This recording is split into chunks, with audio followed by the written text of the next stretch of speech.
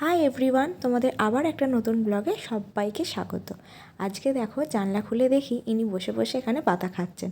তো এনার খাচ্ছেন খান। আর দেখো আজকে আমাদের বাড়িতে এসি সার্ভিস করতে চলে এসেছে। তো এটাই লাস্ট এসি সার্ভিস ছিল।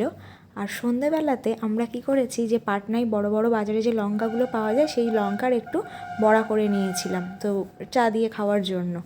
আর ব্লাউজের কাকিমা ফোন করেছিল ব্লাউজগুলো হয়ে গেছে বলে, তো সেটাই আজকে আনতে যায়। আর ব্যাগে কিছু কুর্তি আছে, তো সেগুলো ফিট করে নেব।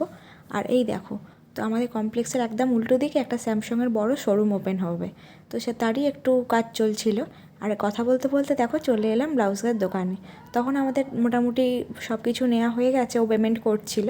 আর আজকে দেখো আমাদের বাহনদেবকে একদম সার্ভিস করিয়ে কি সুন্দর ঝকঝকে হয়েছে। থেকে ডিরেক্ট বাড়ি চলে এসেছিলাম, মায়েরও কিছু শাড়ি ছিল। আর এসে দেখছি বাপি অফিস থেকে একটা গিফট পেয়েছে। প্রায়শই বাপিদের অফিসে এরকম গিফট দিতে থাকে। আর বাপি, মা, বোন সবাই বলেছিল যে তুই এলেই খোলা হবে, সেই জন্য গিয়েই খুললাম। দুদিন আগেই এসে গেছিলো, কিন্তু ওরা কেউ আর ওপেন করেনি। আমি যেতেই আমি ওপেন করলাম। তো কি সুন্দর দেখো দেখতে, বেশ ভালো। এটা ছিল চীনা কোম্পানির 2 বার্নারের গ্যাস ওভেন।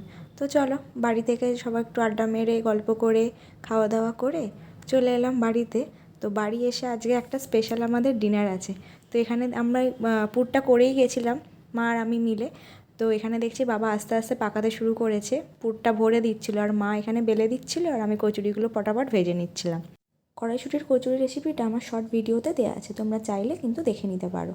আর এই দেখো গাজরের হালুয়া, কি অপরূপ দেখতে লাগছে, খুব সুন্দর দেখতে লাগছিলো। আর খেতে তো একদম দুর্দান্ত খেতে হয়েছিল। আর গাজরের রেসিপির হালুয়াটাও দেওয়া আছে আমার চ্যানেলে, তোমরা চাইলে দেখে নেবে। আর এই দেখো, এই হচ্ছে আমাদের আজকের ডিনার: কড়াইশুঁটির কচুরি, আলুর দম আর গাজরের হালুয়া। শীতকালে এর থেকে বেশি আর কি চাই ডিনারে।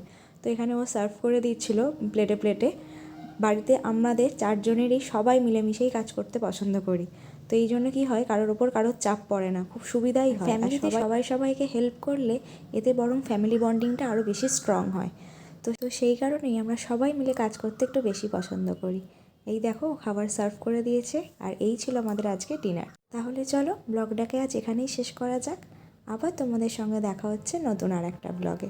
সবাই সুস্থ থেকো, ভালো থেকো, সাবধানে থেকো, আর অবশ্যই সুহাস মিনি ওয়ার্ল্ডের সঙ্গে থেকো।